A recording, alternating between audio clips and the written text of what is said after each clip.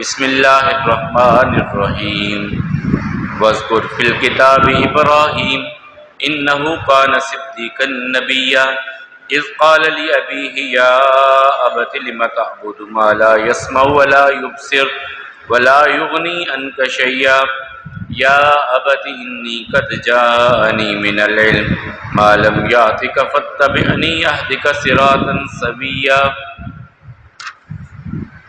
یا ابت انی اخاف ان یمسک عذاب من الرحمن فتکون للشیطان ولیا۔ صدقت یا رب العالمین۔ مالک کائنات کی بے پناہ حمد و ثنا، جس کے ایک کن سے کائنات کا وجود قائم اور ایک کن سے اس کائنات کا وجود ختم ہونے والا ہے۔ لاکھوں کروڑوں درود و سلام امام الانبیاء والمرسلین جناب محمد کریم علیہ تحیت و تسلیم پر، رحمت، مغفرت، بخشش کی دعا صحابہ کرام، تابعین عظام، ائمہ مجتہدین اور تمام مرحومین مسلمین کے لیے، پوری انسانیت کے لیے امن، ایمان اور ہدایت کی دعا کے بعد، زکوٰۃ کا یہ مہینہ جو ہم گزار رہے ہیں اور اپنے اختتام کی طرف ہے، یہ ان مہینوں میں سے ہے جس مہینے میں اللہ احکم الحاکمین نے لڑائی جھگڑا، قتل و غارت، خون ریزی، جنگ، فتنہ، فساد اس سے منع کیا ہے، ان مہینوں میں سے ہے۔ اسی لیے اس کو زکوٰۃ کہا جاتا ہے کہ بیٹھ جانا۔ عرب لڑ رہے ہوتے، قومیں قبیلے میدان جنگ کو گرم کیے ہوئے ہوتے، زکوٰۃ کا چاند نظر آتا تو وہ بیٹھ جاتے، اب لڑنا نہیں ہے۔ یہ مسلسل 3 مہینے ہیں، زکوٰۃ، ذی الحج اور محرم، کہ جن میں لڑائی جھگڑا، فتنہ فساد نہیں ہے۔ یہ اللہ تعالیٰ نے اس دن قاعدہ مقرر کیا، یہ اس دن قانون بنایا جس دن مالک نے زمین و آسمان کو وجود عطا کیا تھا۔ اور اس کی دلیل سورہ توبہ کی وہ آیہ مبارکہ جس میں خالق کائنات فرماتے ہیں ان عدت الشہور عند اللہ 12 شہرا فی کتاب اللہ، مہینوں کی تعداد اللہ کے ہاں 12 ہے اللہ کی کتاب میں، منہا اربعۃ حرم، 4 حرمت والے ہیں، احترام والے ہیں، عزت والے ہیں، ان میں ظلم زیادتی وہ تو ویسے ہی منع ہے، لیکن ان میں لڑائی جھگڑے ختم، بالکل ختم۔ اس میں سے یہ مہینہ جو ہم گزارے زکوٰۃ کا اور اس کے متصلاً بعد ذی الحج ہے، ہمیں یاد دلاتی ہیں کچھ چیزیں کہ ایک قوم تھی جسے اللہ تعالیٰ نے اقتدار بھی دیا تھا، جسے اللہ تعالیٰ نے مال بھی عطا کیا تھا، لیکن سب کچھ ہونے کے باوجود وہ اپنے خالق کو نہیں پہچان پا رہی تھی، وہ اپنے مالک کو پہچان نہیں پا رہی تھی۔ کبھی وہ پتھر کے خدا بناتے، کبھی لکڑی کے بناتے، کبھی چاند کو دیکھتے تو کہتے یہی شاید ہمارا رب ہے، کبھی سورج کو دیکھتے تو کہتے شاید یہی ہمارا رب ہے، کبھی ستاروں کو دیکھتے تو سمجھتے کہ میری اور آپ کی یعنی پوری قوم کی زندگی میں اس کے اثرات، ان کے اثرات ہیں، یعنی جہاں جی دیکھا وہیں پہ گر پڑے، اسی کو اپنا خالق مالک سمجھنے لگے، اسی کو اپنا حاجت روا مشکل کشا سمجھنے لگے۔ اخلاقی گراوٹ اس حد تک کہ آج جانور بھی اپنے مالک کو پہچانتے، یہ انسان اپنے مالک کو نہ پہچانا۔ حجر و شجر کی پوجا شروع ہوئی، اصنام پرستی آئی۔ اسی قوم کے ایک چھوٹے بچے نے اپنے باپ سے پوچھا یا ابت ما ھذا التماثیل، ابا جان یہ جو آپ تمثیلیں بناتے ہیں، یہ جو آپ تصویریں بناتے ہیں، یہ مثلیں بناتے ہیں، یہ شبیہیں جو بناتے ہیں آپ کیوں بناتے ہیں؟ کیوں ان کے لیے اعتکاف کرتے ہیں؟ خود اپنے ہاتھوں سے ایک شبیہ بناتے ہیں، پھر اس کے ساتھ اعتکاف کرتے ہیں، اس کے نام کی نظر دیتے ہیں، اس کے نام کی نیاز دیتے ہیں، چڑھاوے چڑھاتے ہیں، اور خوف رکھتے ہیں کہ اگر یہ ناراض ہو گیا تو کہیں ہماری زندگی کی جو بہاریں ہیں وہ ختم نہ ہو جائیں۔ کیوں؟ ما ھذا التماثیل التی انتم لہا عاکفون، یہ شبیہیں بنا کر کے آپ کیوں اعتکاف کرتے ہیں؟ کیوں ان کے آگے جھکتے ہیں، رکتے ہیں؟ جواب تو تھا نہیں، تو ایک ہی بات باپ نے کہی، بیٹا ہمارے بڑے کرتے تھے تو ہم بھی کرتے ہیں، ہمارے وجدنا علیہ آباءنا، دلیل ہمارے پاس کوئی نہیں ہے کہ ہم کیوں بناتے ہیں، کیوں جھکتے ہیں، کیوں ایسا کرتے ہیں، بس ہمارے بڑے کرتے تھے تو ہم بھی کرتے ہیں، دلیل نہیں ہے ہمارے پاس، بس بڑے کرتے تھے۔ ابا جان بڑے کرتے تھے تو کیا ہم یہ بھی کریں گے؟ قوم متردد ہوئی کہ تیرے پاس کوئی بات ہے، کوئی دلیل ہے؟ کہاں؟ انی ذاہب الی ربی سیہدین، میں اپنے رب کی بارگاہ میں لوٹوں گا، وہ مجھے ہدایت دے گا، وہ میری رہنمائی کرے گا۔ قوم کو سمجھایا۔ اللہ تعالیٰ فرماتے ہیں نری ملکوت السماوات والارض، زمین و آسمان کے کچھ راز ہم نے ابراہیم کے سامنے رکھے، ستارے نکلے، کہا یہ میرے رب ہے، میری قوم، ڈوب گئے ستارے، روشنی ختم ہو گئی، کہا جو اپنے عروج کو سنبھال نہ سکیں وہ کیسے رب ہو سکتے؟ جن پر زوال آ جائے وہ کیسے رب ہو سکتے؟ پھر چاند نکلا، رأى القمر بازغا، روشن چاند نکلا، قال ھذا ربی، یہ میرا رب ہے، فلما افلت، چاند بھی ڈوب گیا، یہ میرا رب نہیں ہو سکتا، فلما رأى الشمس بازغا، سورج دیکھا نکلا، بڑا سورج روشن، پوری کائنات کو انرجی دے رہا ہے لاکھوں کروڑوں سالوں سے، لگے یہ ھذا ربی ھذا اکبر، یہ بڑا ہے، یہ رب ہے۔ جب سورج بھی ڈھل گیا، کہنے لگے میری قوم یہ ڈھلنے والے، غروب ہونے والے، چھپ جانے والے، اپنی روشنیوں کو برقرار نہ رکھنے والے میرے رب نہیں ہو سکتے،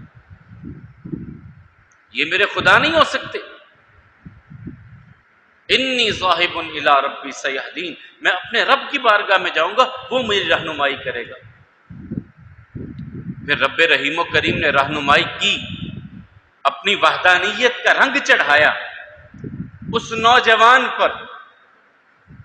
قوم سمجھتی ہے کہ یہ ایسی باتیں کر رہا ہے۔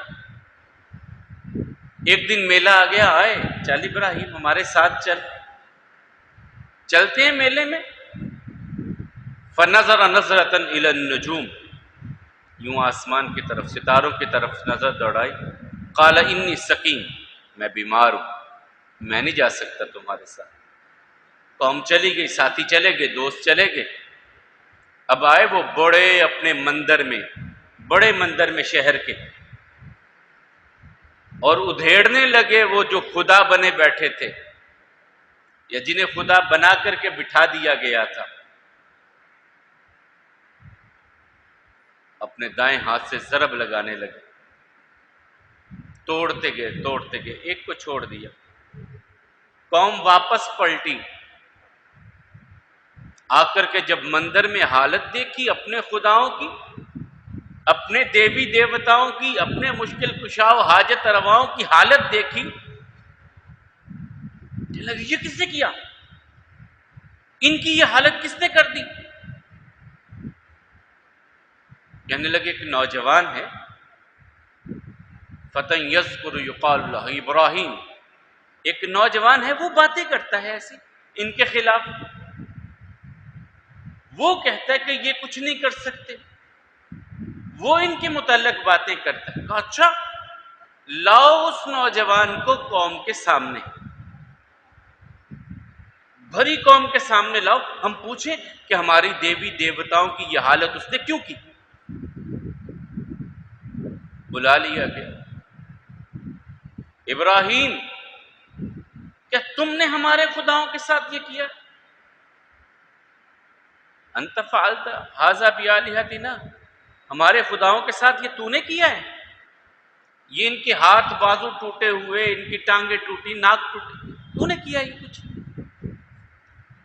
سیدنا ابراہیم علیہ السلام کہنے لگے پوچھو ان سے جو تمہارے خدا بنے بیٹھے ہیں، جنہیں تم سمجھتے ہو کہ تمہاری سنتے بھی ہیں، پوری بھی کرتے ہیں، جو تمہاری داد رسی کرتے ہیں، ان سے ہی پوچھ لو کہ کس نے ان کی یہ حالت کی ہے. کہنے لگے ابراہیم تو جانتا ہے یہ بولتے نہیں ہیں.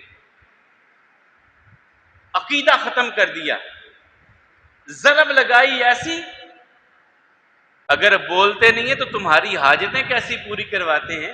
جو بول ہی نہیں سکتے، جو سن نہیں سکتے، بول نہیں سکتے، تمہاری حاجتیں سنتے کیسے، پوری کیسے کرتے؟ اللہ تعالیٰ کہتے ہیں قوم کے ساتھ یوں جھک گئے. ایک بار کیا جواب دیں ابراہیم کو؟ جواب نہیں ہے، جھکے سر. پھر کہنے لگے نہیں، یہ تو ہماری غیرت کا معاملہ ہے، ہماری مذہبی غیرت کا معاملہ ہے. ابراہیم کو ایسے چھوڑ دیں ہم؟ ہمارے اتنے ہزاروں سالوں سے بڑے پوجا کرتے جن کی آ رہے ہیں، ابراہیم کے کہنے پہ آج اس نے اتنی بڑی جسارت کی کہ ان کو توڑ دیا، ضرب لگائی ہمارے عقیدے پر. لاؤ اسے بادشاہ کے سامنے، بادشاہ کے سامنے لاؤ اسے، اس کا کچھ بندوبست ہونا چاہیے. آج ایک ہے، کل اور کوئی اٹھے گا، پھر کوئی اور اٹھے گا، ہمارے بڑوں کے عقیدے پہ ضرب لگائے گا. بادشاہ کے سامنے، ہاں بھائی تم کسی خدا کی بات کرتے ہو؟ ہاں. اللہ تعالیٰ فرماتے ہیں الم تر الی الذی حاج ابراہیم فی ربہ ان آتاہ اللہ الملک. اے پیارے نبی آپ وہ منظر اپنے ذہن میں رکھیے کہ جب ہمارا بندہ بادشاہ کے سامنے کھڑا تھا، بادشاہ کو بادشاہت ہم نے دی تھی، وہ ہمارے بارے میں بادشاہ جھگڑا کر رہا ہے ہمارے بندے سے اور پوچھتا ہے آپ کا رب تعارف تو کروائیے. سیدنا ابراہیم علیہ السلام کہتے ہیں ربی الذی یحیی و یمیت، میرا رب وہ ہے جو موت و حیات کا مالک ہے. کہنے لگا انا احیی و امیت، یہ کون سا کام ہے، میں بھی موت و حیات کا مالک ہوں.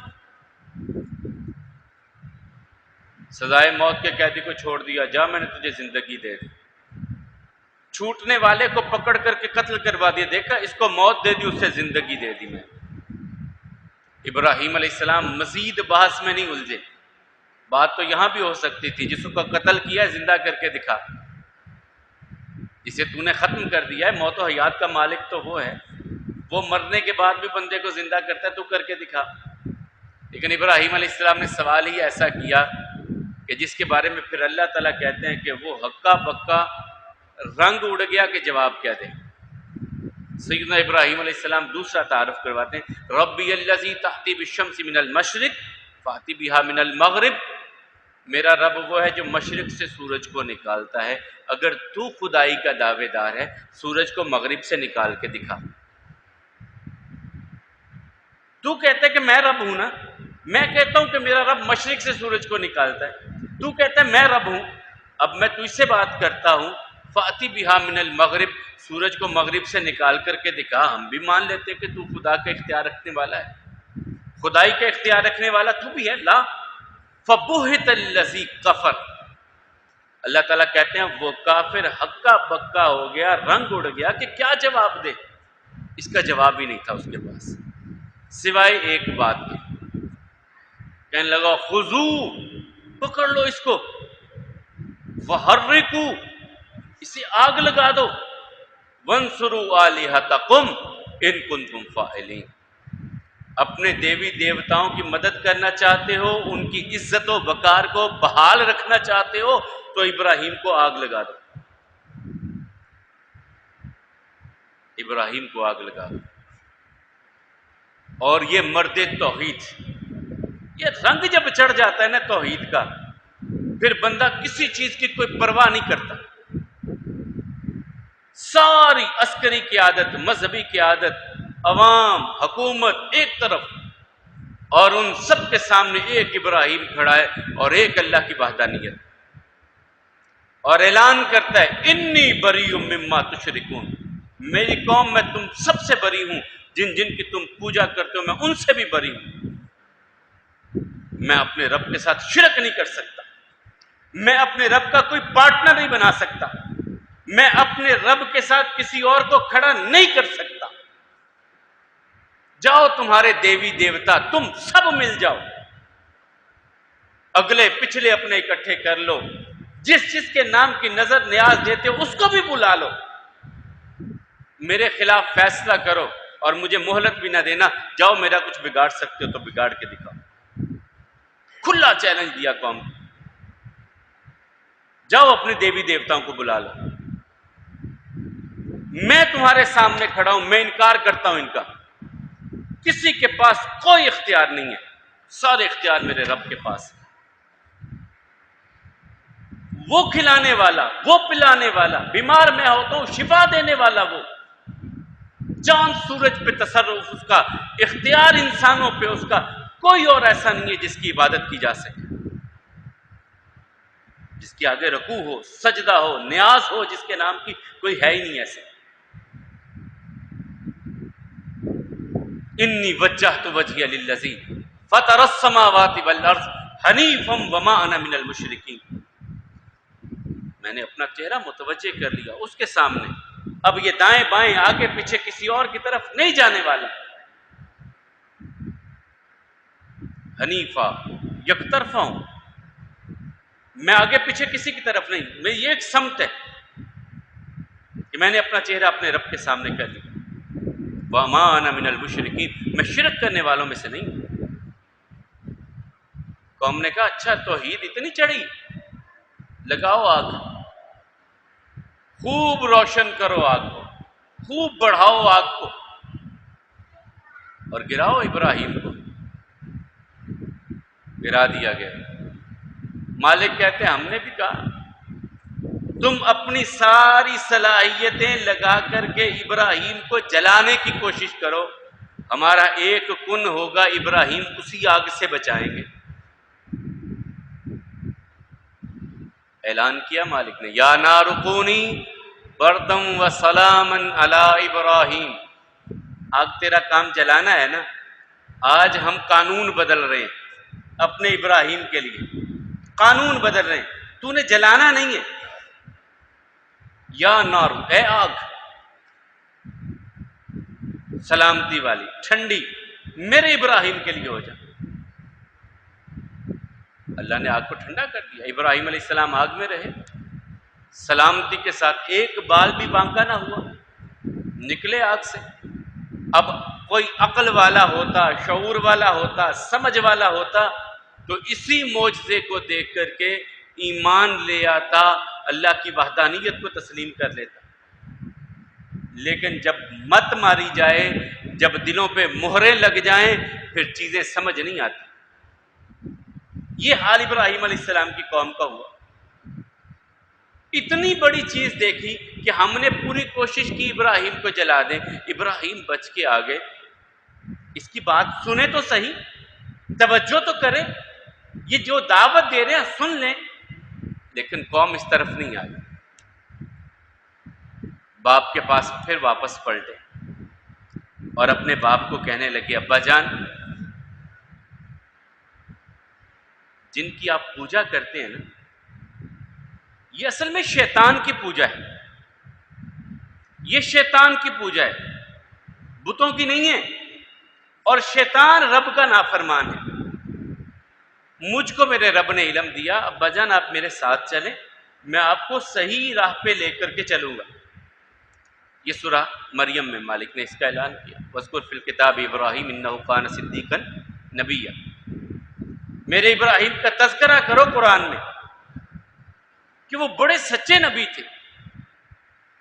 جب اپنے باپ کے سامنے آئے، یا ابتی لم تعبد ما لا يسمع ولا يبصر ولا يغني عنك شيئا، جو سنتے نہیں ہیں، دیکھتے نہیں ہیں، آپ کی مدد نہیں کر سکتے، آپ ان کی عبادت کیوں کرتے ہیں؟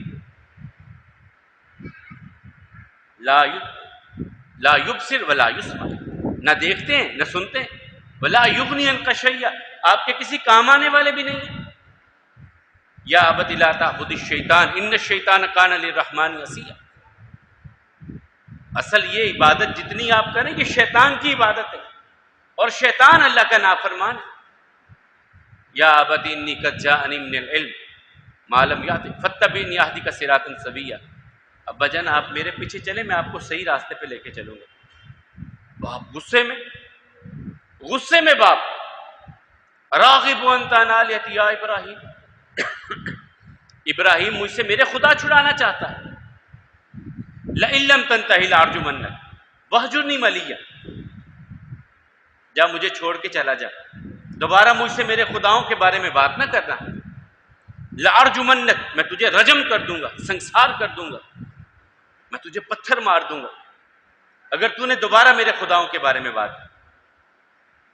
لیکن کیا کمال ابراہیم علیہ السلام ہے، باپ مارنے کی بات کر رہا ہے، باپ گھر سے نکلنے کی بات کر رہا ہے، آگے سے تلخ جواب نہیں دیا۔ اللہ تعالیٰ نے سورہ ہود میں 3 خوبیاں ابراہیم علیہ السلام کی بیان کی، انہو لحلیم اواہ منیب، کہ میرا ابراہیم بڑا ہی نرم دل تھا، بڑی عاجزی والا تھا، بڑا ہی بردبار۔ باپ گھر سے نکال رہا ہے اور کیا کہہ رہے ہیں؟ سلام علیکم، سلامت رہیے ابا جان۔ یہ میرے اور آپ کے لیے پیغام ہے، میرے اور آپ کے لیے۔ ہمارے والدین ہمیں کوئی بات کہہ دیں جو ہمیں ناگوار گزر رہی ہو، ہم تلخی سے بول پڑتے، غصے سے بول پڑتے، جواب دینا اپنے لیے لازم سمجھتے ہیں۔ لیکن میرے اور آپ کے آقا و مولا کے دادا سیدنا ابراہیم علیہ السلام، باپ گھر سے نکالا، کیا کہہ رہے ہیں؟ سلام علیکم، ابا جی سلامت رہیے۔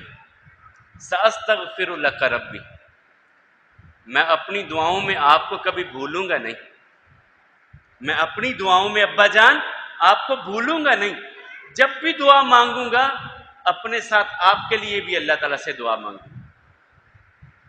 ہم نے کبھی اپنے باپ کے لیے کیا؟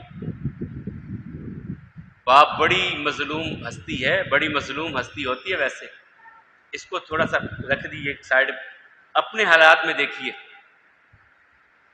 کیا کچھ نہیں ہمارے باپ ہمارے لیے کرتے، اور ہم ان کے لیے کیا کرتے۔ پچھلے دنوں ایک میرے دوست تھے، بڑے پڑھے لکھے دوست، ان کو دیکھا تو بڑے زبردست قسم کے کپڑے پہنے ہوئے، باپ کو دیکھا تو بیٹے کے اترے ہوئے کپڑے پہنے ہوئے، خود بڑی مہنگی جوتی، اور باپ نے وہ جوتا جو بیٹے نے پچھلے سال ضائع کر دیا وہ بیٹے نے پہنا۔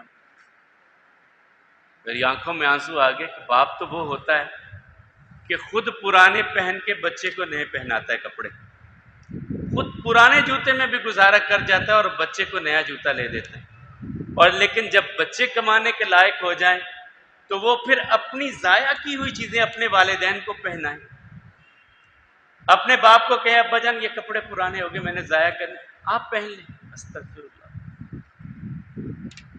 کیا اپنی شخصیت سے والدین کو حقیر سمجھ لیا؟ چلے پھر اس پر کبھی بات کریں گے کہ باپ ہوتا کیا ہے۔ اللہ کے حبیب علیہ السلام نے فرمایا کہ یہ جو شخصیت ہے نا تمہارے پاس، جسے تم اپنا باپ کہتے ہو، یہ جب یوں ہاتھ اٹھا دیتا ہے نا، اللہ اس کے اٹھے ہوئے ہاتھوں کی لاج رکھ لیتا ہے، رد نہیں کرتا اللہ۔ باپ کی دعا، یوں باپ نے کہہ دیا یا اللہ یہ میرا بچہ ہے، یا اللہ اس کے یہ ضرورت یہ حاجت، آقا کریم فرماتے ہیں اللہ باپ کی ان لفظوں کو رد نہیں کرتے، قبول کر لیتے. بات ہم کر رہے تھے ابراہیم علیہ السلام کی. باپ نے گھر سے نکال دیا تو کیا کہا؟ غصے سے بولے ابا جان کے ساتھ؟ نہیں. سلام علیک ساستغفر لک ربی، سلامتی ہو آپ پر، میں آپ کے لیے اپنے رب سے استغفار کرتا رہوں گا. اب یہاں سے ہجرت کا آغاز ہوتا ہے. گھر چھوڑنا پڑ گیا، بیوی ہے، خود ہیں، اور ایک بھتیجے مسلمان ہوئے. صرف ایک بھتیجے مسلمان ہوئے. یہ 3 افراد ہیں جنہیں اپنا گھر بار چھوڑنا پڑا اللہ کی توحید وحدانیت کی خاطر. ابراہیم علیہ السلام ہیں، سیدہ سارہ ہیں جو حضرت اسحاق علیہ السلام کی والدہ ہیں، یعقوب علیہ السلام کی دادی ہیں، اور تیسرے فرد حضرت لوط علیہ السلام ہیں. سیدنا لوط علیہ السلام جو بھتیجے لگتے ہیں ابراہیم علیہ السلام کے، یہ ایمان لے آئے اور یہ تینوں پھر یہاں سے ہجرت کر گئے. جب ہجرت کی، عراق سے نکلے، مصر کے راستے کنعان، موجودہ آپ کہہ لیں ہبرون، یہ جو اس کا شہر آ جاتا ہے، فلسطین، یروشلم وغیرہ آتا ہے، اس علاقے کی طرف آ رہے ہیں. عراق سے، مصر سے ہوتے ہوئے کنعان کی طرف آ رہے ہیں. شام کی، اس وقت سارا شام ہوتا تھا، یہاں آ رہے ہیں ہجرت کر کے. راستے میں مصر، اور مصر میں اس وقت جو حکمران تھا وہ عیاش قسم کا ایک انسان تھا. صحیح بخاری کی حدیث ہے، اسے پتہ چلا کہ ایک جوڑا ہے، وہ کوئی گزر رہے ہیں، عورت بہت خوبصورت ہے، پکڑ کر کے لاؤ. لایا گیا. ابراہیم علیہ السلام سے بھی بات ہوئی. جب بی بی سارہ کو بلایا تو اس وقت اللہ تعالیٰ نے ایک بہت بڑا معاملہ کیا. بادشاہ نے ہاتھ بڑھایا سیدہ سارہ کی طرف، لیکن مالک نے اسے وہیں پہ شل کر دیا. وہ وہیں کا وہیں مفلوج ہو گیا.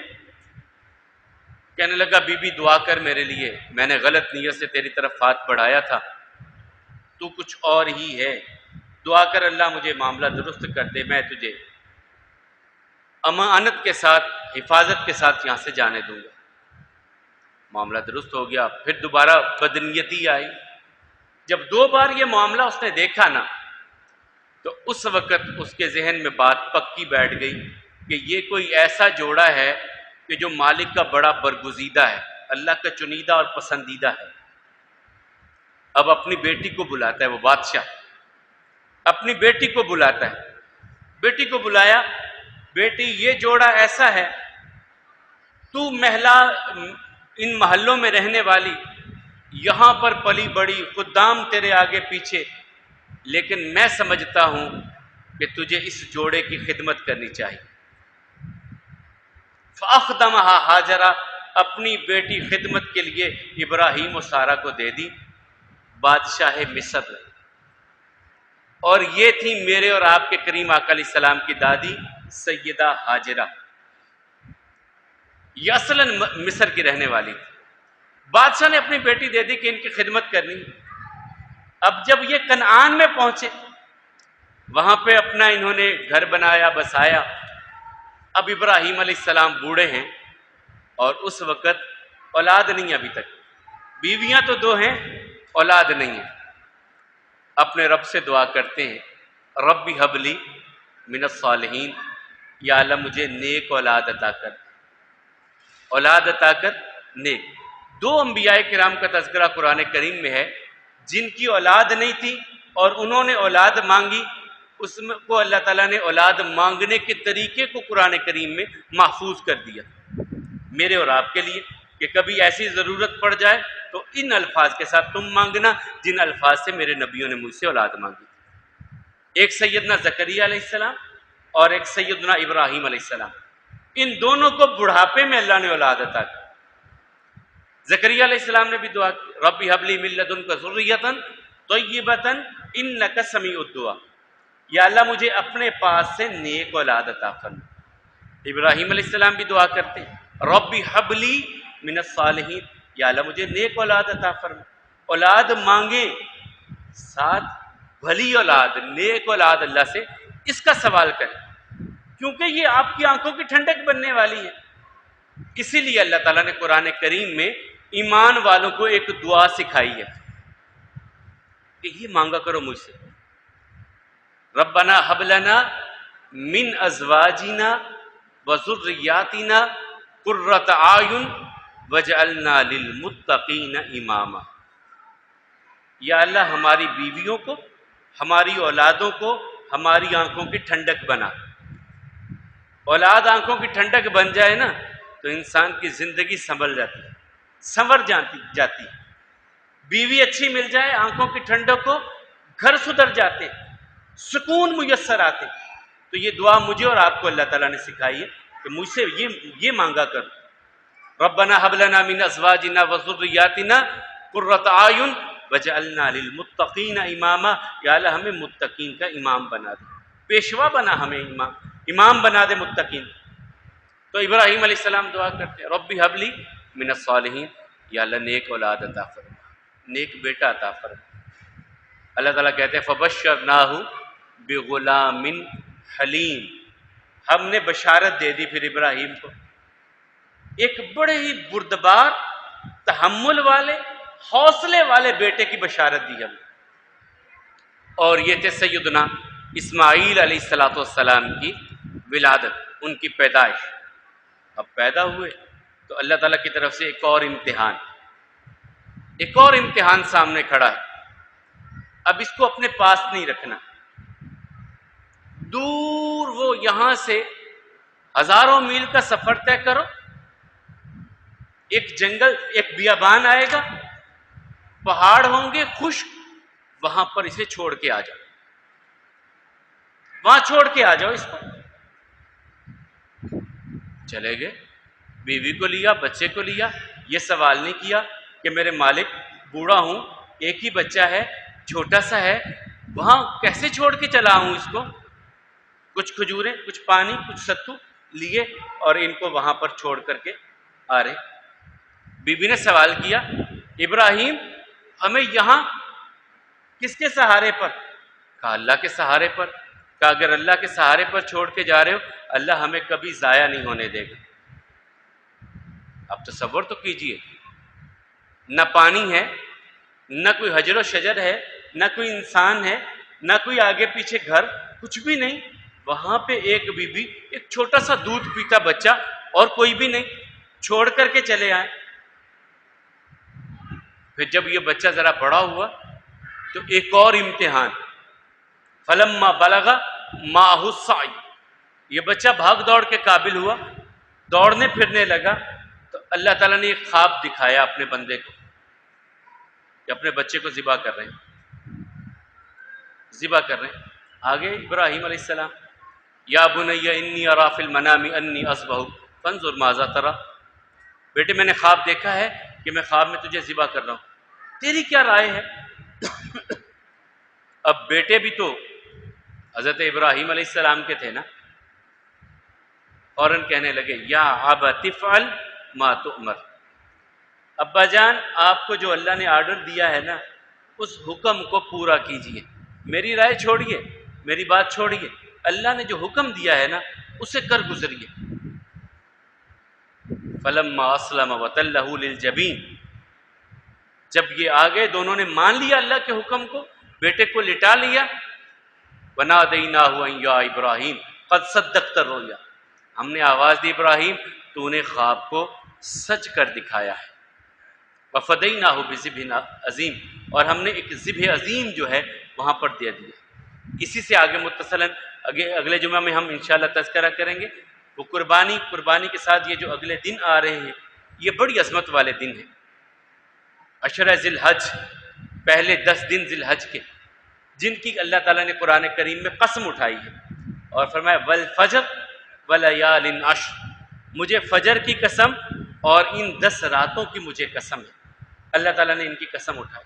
اور رسول اللہ صلی اللہ علیہ وسلم نے فرمایا کہ اللہ تعالیٰ کو سب سے زیادہ پسندیدہ اعمال بندے کے ان 10 دنوں کے ہیں، یہ جو 10 دن آنے والے ہیں عشرہ ذی الحج۔ تو صحابی نے پوچھا یا رسول اللہ صلی اللہ علیہ وسلم کیا جہاد فی سبیل اللہ سے بھی زیادہ اللہ کو ان 10 دنوں کے اعمال پسند ہیں؟ اللہ کے رسول صلی اللہ علیہ وسلم فرمایا ہاں، جہاد فی سبیل اللہ سے بھی زیادہ اللہ کو ان 10 دنوں کے اعمال پسند ہیں۔ ہاں، اگر کوئی انسان اپنی جان اور مال لے کر کے گیا، مال بھی اللہ کے نام پہ لگا دیا، جان بھی لگا دی، یہ سب سے افضل ہے۔ اس کے بعد ان 10 دنوں کے اعمال، ان 10 دنوں میں ہم نے کیا کیا کرنا ہے اور کیسے کیسے کرنا ہے، یہ انشاءاللہ اگلے جمعہ میں ہم بیان کریں گے۔ اسی کے ساتھ قربانی کے کچھ مسائل آپ کے سامنے رکھنے کی کوشش کریں گے کہ قربانی کرنی ہے کیسے، اس میں کن کن چیزوں کی ہم نے رعایت رکھنی ہے، کن کن چیزوں کو دیکھنا ہے اور کن کن چیزوں کو ہم نے جو ہے اپنی زندگی میں لانے کی کوشش کرنی ہے۔ انشاءاللہ اگلے جمعہ میں ہم اس پر بات کریں گے۔ آج ہم نے بات کی سیدنا ابراہیم علیہ السلام کے حوالے سے۔ یہ وہ پیغمبر ہیں جن کا تذکرہ انبیاء کرام کے تذکرے میں قرآن کریم میں سب سے زیادہ بار جو ذکر آیا ہے وہ حضرت موسیٰ علیہ السلام کا ہے، اور ان کے بعد حضرت ابراہیم علیہ السلام کا تذکرہ قرآن کریم میں سب سے زیادہ مرتبہ آیا ہے۔ ان کے نام کی صورت بھی ہے، انہیں جد الانبیاء کہا جاتا ہے۔ ان کی نسل سے انبیاء کرام کا ایک طویل سلسلہ ہے۔ ابراہیم علیہ السلام کی نسل میں انبیاء کرام کا ایک طویل سلسلہ ہے، اور بھی نام گننے لگوں تو بہت لمبا وقت چاہیے۔ ابراہیم علیہ السلام کی نسل میں کون کون سے پیغمبر، اور سب سے آخری میری اور آپ کی آنکھوں کی ٹھنڈک جناب محمد کریم علیہ السلام بھی اسی سلسلے سے ہمارے سامنے آئے۔ اللہ تعالیٰ نے ان کو نبوت اور رسالت عطا کی، وہ بھی ابراہیمی سلسلہ سے ہی ہیں۔ اور دنیا کے اس وقت 3 بڑے الہامی مذاہب وہ اپنی نسبت ابراہیم علیہ السلام کی طرف کرتے ہیں، وہ یہودیت ہے، عیسائیت ہے اور اسلام ہے۔ ان تینوں کی نسبت ابراہیم علیہ السلام کی طرف ہے۔ ابراہیم علیہ السلام کی زندگی کے بہت سارے معاملات ہیں، ان میں کچھ آپ کے سامنے کچھ اگر موقع ملا تو اگلے جمعے میں رکھنے کی کوشش کریں گے۔ اللہ کم الحاکمین ہم سب کو توحید کی معرفت عطا فرمائیں، اپنی معرفت عطا فرمائیں، اور شرک کی غلاظتوں سے ہم سب کو محفوظ فرمائیں، اپنے ہی در پہ جھکنے والا بنائیں، اور ہم سب کی نیک حاجات، نیک خواہشات، نیک تمناؤں کو پورا فرمائیں۔ مالک و مولا بیماروں کو شفا عطا فرمائیں، تنگ دستوں کی تنگ دستی کو دور فرمائیں، مقروضوں کو قرض کے بوجھ سے نجات عطا فرمائیں۔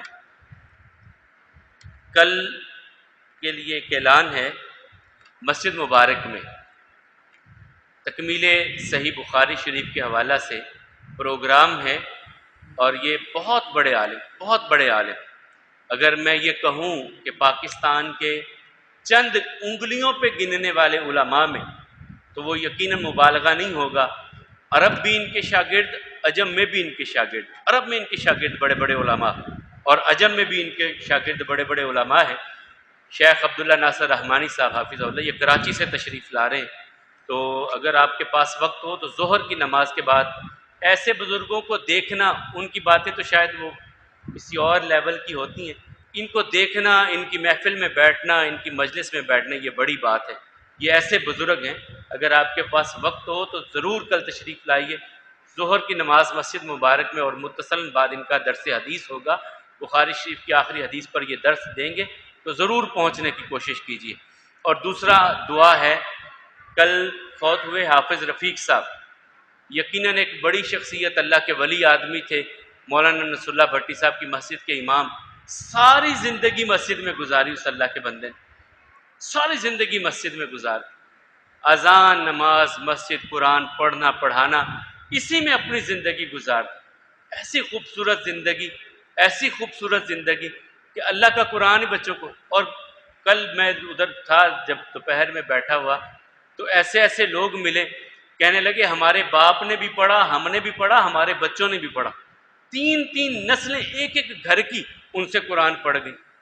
ایسا یار اللہ کا بندہ کہ باپ کو بھی پڑھایا، بیٹے کو بھی پڑھایا، اور پوتے کو بھی پڑھایا قرآن، ایک ایک گھر کی 3 نسلیں، 4 نسلوں کو قرآن پاک پڑھا گئی، ساری زندگی قرآن کریم پڑھتے پڑھاتے گزار دی۔